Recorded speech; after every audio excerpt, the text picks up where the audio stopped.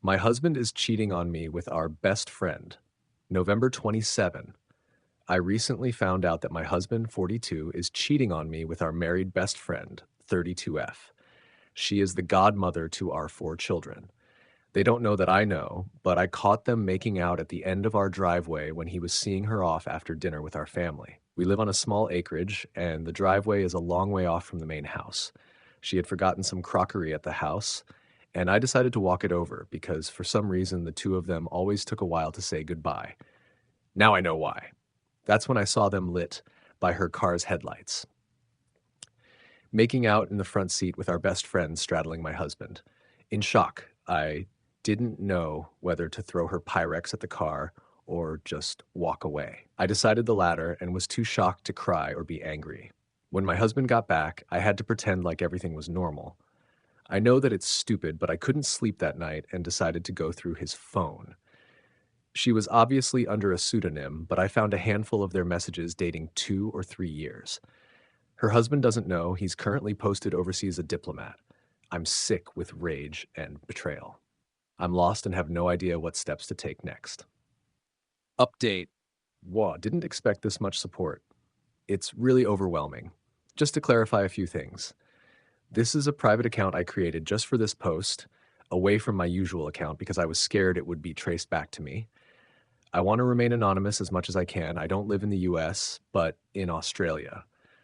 Technically, I can't file for divorce immediately, as you need to be separated for 1 year and 1 day to file officially. My now ex-best friend just recently returned to the country. Her father has cancer after being posted with her husband overseas. The dinner was to welcome her home, and what a welcome!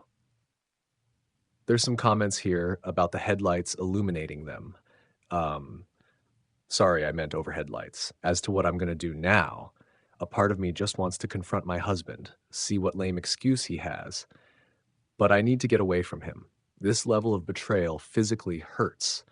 I can't help but think of all the times we spent together over the years and for how long our families were fooled. My mind is going crazy when she was single and he would rescue her from some bad date, or the times they were alone in my house when the kids and I were out. How irrationally angry he was when he found out she had a boyfriend, then chose to marry him. Thinking back on it, the two of them disappeared at her wedding. When I asked him where he was, he said he needed to reassure her that she had done the right thing.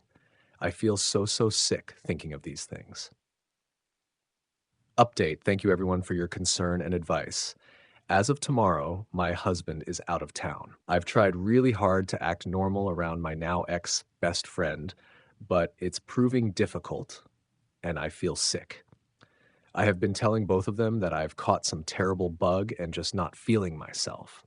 While my husband is out of town for the next few days, my sister-in-law, who is the only other person who knows, my brother's wife, will help me pack important documents and store them somewhere my husband doesn't know about. I've organized for my kids to stay with them for a week while I sort my shit out. I've spoken to a family lawyer, and they have told me that the best way to start the separation procedure is to no longer be living under the same roof. I'm fortunate in that most of our assets are also in my name, and the land our house is on was gifted to us by my parents. I'm planning to kick him out after his trip. But before that, I want to catch them both in the act again, have some hard proof, send it to the ex-friend's husband, and get the ball rolling for moving on with my life. I'll update with what happens after the confrontation. Final update. So my husband came home 2 nights ago from his trip. While he was gone, I had organized a lot of the important documents, financial, birth certificates, passports, anything he could potentially use to try and get more than what he deserves. They are now safely stored, and my kids have been staying with their aunt and uncle for the past few days. I had packed all my husband's things, and he had been really good at keeping his tracks clean because there was no evidence of his affair within his stuff. I placed all his belongings in the garage, ready for the confrontation with him. I was super nervous because I wasn't sure if I was making the right decision. Once he came home and I remembered seeing him kissing our best friend, I remembered the deep hurt they had caused. I was in our kitchen when he came home, and he knew straight away something was wrong. During that week, I had been distant and had barely answered his texts and screened his calls. I did answer every now and again and gave the kids a chance to speak to their dad. He asked me why I hadn't been responding to his texts, and he tried to kiss me, but I turned away. Before I knew it, the first things that came out of my mouth were, "I want a separation." I have to admit that he didn't look very surprised when I said it. He nodded his head and said, "What do you know?" Which was just a punch in the gut because I wanted him to deny it or say something like it was a one-off thing. I asked him to tell me everything, like when did it start? And he said they started about 10 years ago. At first, it was flirtatious messaging and a sneaky kiss in the office when they briefly worked together, and the affair was on and off. She apparently always felt guilty and her way out of that was to marry the next man that was interested in her and proposed. He admitted that they had sex on her wedding day, and when he is out of town, they meet. At this point, I couldn't breathe, and I was sobbing. I hated that the next words out of my mouth were, "Did you even ever love me?" He hesitated and said, "Yes, of course, but I was never in love with you the way I was with her." I cleared my throat and said to him that he should tell her husband there is no point hiding it anymore. I told him that all his stuff was in the garage and he can find somewhere else to stay. I let him know that I have spoken to a family lawyer, and I told him that when I feel ready, and only when I feel ready, we will see each other again and talk about the future arrangement with the kids. I said any further communication can be done through my sister-in-law or my brother. I said he is allowed to see the kids, but only at their place. I am, of course, wanting full custody of the children because it hurts too much to give him anything at this point. He agreed to all my points because he knew he was in the wrong. He tried to say sorry, and then I absolutely lost my shit and screamed, no way are you sorry. For 10 fucking years, you have both deceived everyone we know. Please take your shit and leave and tell that woman you have been fucking for 10 years that I do not ever want to see her fucking face again.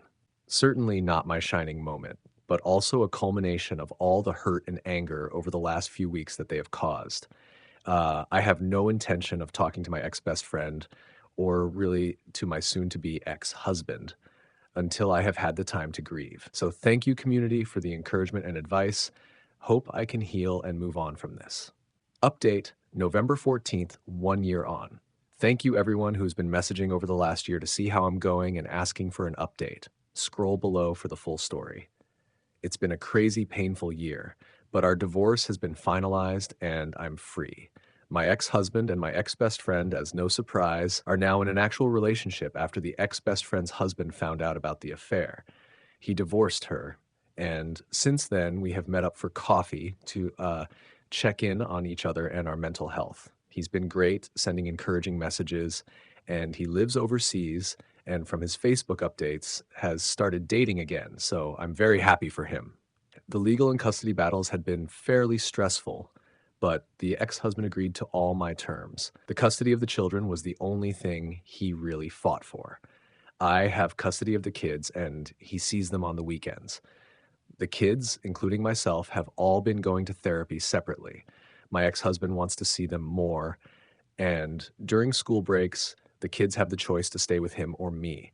They have been good about it and stay with him for a week or so and then back to their mummy.